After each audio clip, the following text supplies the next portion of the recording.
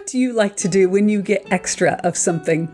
Most of the time extra is great, but especially when it's extra time.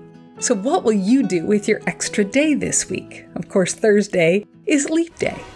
We might do something good, something in service to America perhaps, something in our communities.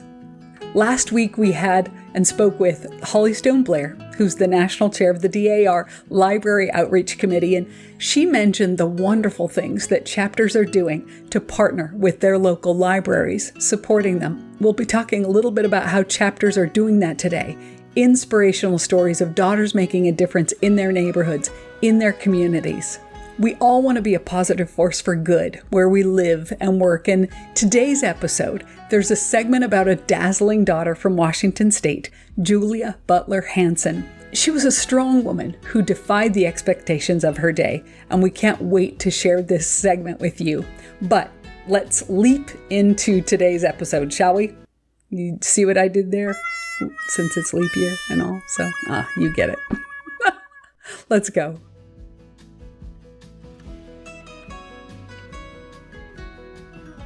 The DAR Library Outreach Program is a wonderful initiative that supports and nourishes community resources through the committee. Engaging members at all levels creates a strong, thriving network for promoting both state and local community libraries. The Daughters of the Captain Molly Corbin chapter in Grapevine, Texas, have made library outreach a year-round project. In May, they initiated the first ever Totes and Treats summer reading program for Christ Haven, a 501c3 that provides care for displaced children and teens. They had 10 children participating, grades K through 5. As a fun kickoff to the event, they had an ice cream and tote decorating party. The chapter plans to make this an annual summer event and hopes to expand to the upper grades as well. This following project made me smile. Trick or Treat with Books. The Kanawha Valley chapter of South Charleston, West Virginia member Julie Bogus dressed up as Betsy Ross and handed out Halloween-themed books to children at a trick-or-treat event at the local library. What a fun time. The chapter donated a total of 110 books for this event. In addition, 6 books were donated to a local free little library. The Bighorn chapter in Cody, Wyoming spent their sparkling day of service honoring the hard-working librarians of the Cody Library and the Park County librarians in the Bighorn Basin. The members of Bighorn DAR chapter made 32 thank you kits for the librarians. The idea for this DAR Service to America project came from that DAR Library Outreach Committee Marketplace of Ideas document that you can find on the committee's webpage. Chapter members enjoyed putting together the kits and as a group delivered them to the Cody Library as a surprise. We would encourage you all to make library outreach one of your chapter's projects. By supporting these initiatives, you'll be fostering a strong connection between your libraries and the communities they serve. Libraries are magical places that offer a world of adventures, knowledge, and imagination. They serve, it seems, as portals to different realms, allowing readers to explore new worlds, learn new skills, and embark on incredible journeys, all by simply opening a book.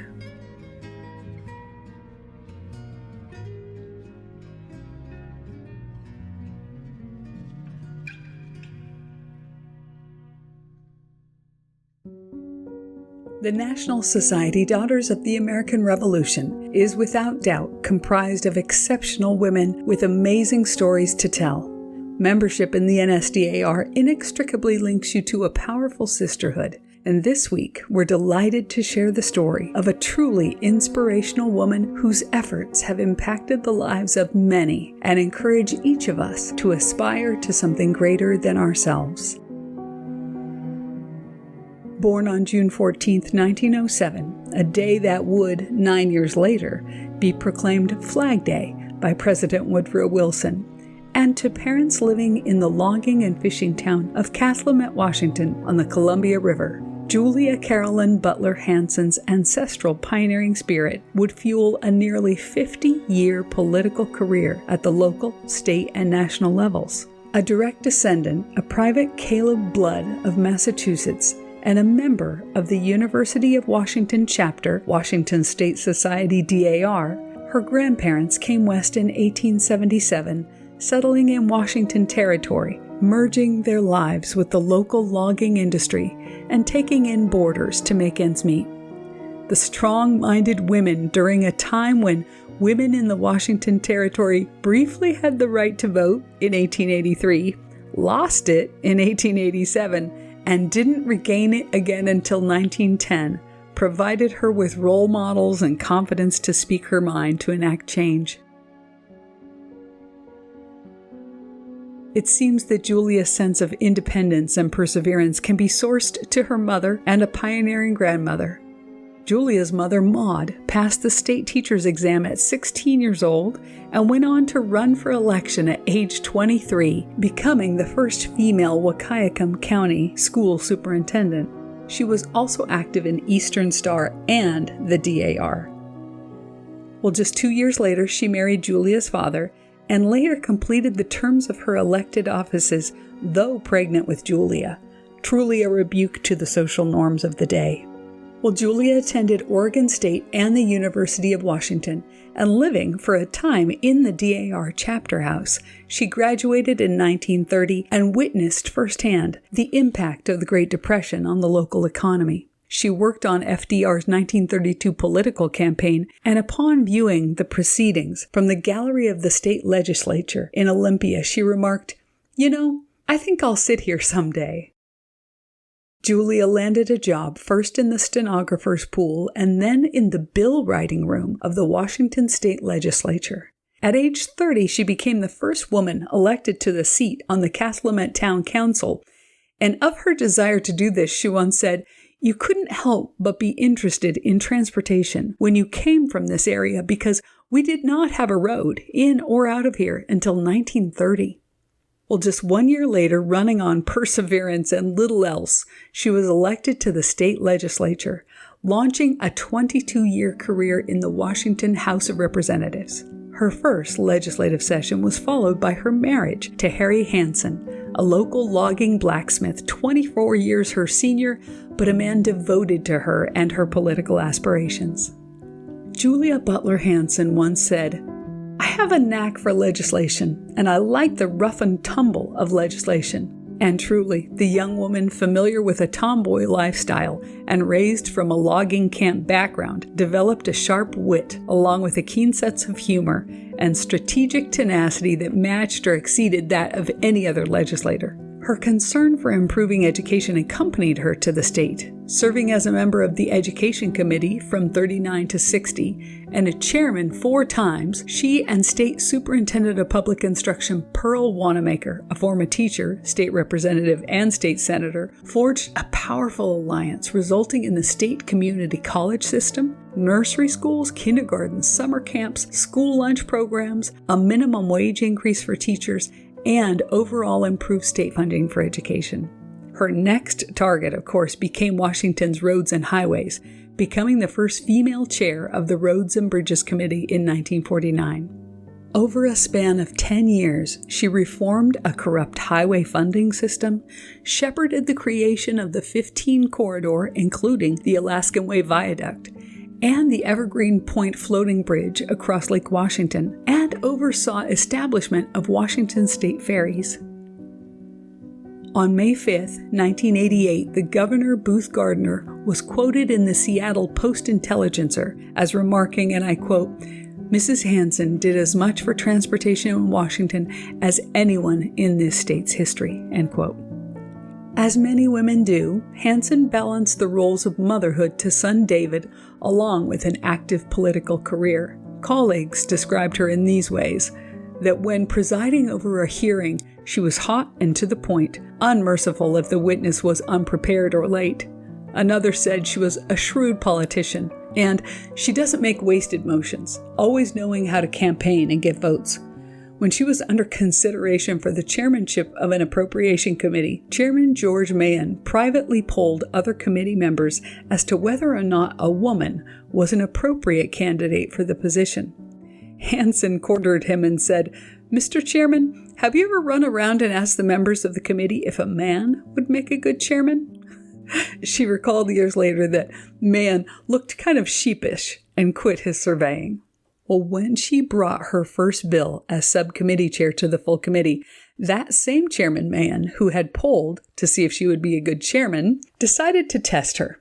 And he said, "Oh, Julie, you're going to have to cut at least $2 million out of that bill." Well, Hansen complied, and the next morning after conferring with her subcommittee, she reported to Mann that she had cut $2.5 million from the bill. He said, "Oh, Julie, that's wonderful. Where did you take it out of the bill?"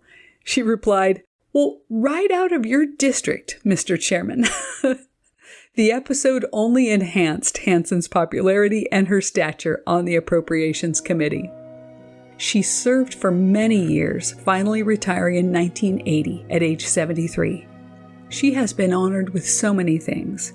The Julia Butler Hansen National Wildlife Refuge for the Columbian white-tailed deer, the Julia Butler Hansen Elementary School in Olympia, and the Julia Butler Hansen Bridge connecting Cathlamet and Puget Island in the Columbia River. She's also been honored for her efforts on behalf of the National Foundation for the Arts. Other accolades during her extensive career spotlight her contributions on behalf of Native Americans and the environment. Julia Butler Hansen, one of the most powerful female legislators in Washington state history and highly influential on the national political scene, died on May 3, 1988.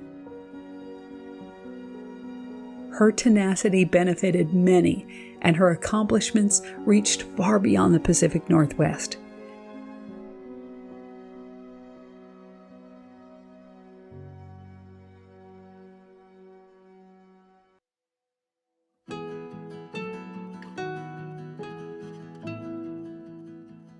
Well, we leave you today with this quote by Margaret Cousins, where she says, "Appreciation can change a day, even change a life. Your willingness to put it into words is all that is necessary." Thanks for listening, and be well, dear friends. Let's celebrate the stars and stripes forever. And remember, with all of your ancestors behind you, you are the result of the love of thousands. Well, this podcast was written and produced by our incredible team of writers and editors, and we are, as always, so grateful for President General Pamela Edwards-Rouse Wright and Historian General Suzanne Heskey for their constant guidance. To Hollystone Blair and Rayanna Victor for the information for today's inspiring stories. The National Society Daughters of the American Revolution is a non-profit, non-political volunteer women's service organization dedicated to promoting patriotism, preserving American history, and securing America's future through better education for children. Members are all lineal descendants of those who supported the cause of independence in the Revolutionary War. For more information, please visit dar.org. This is the DAR Today podcast.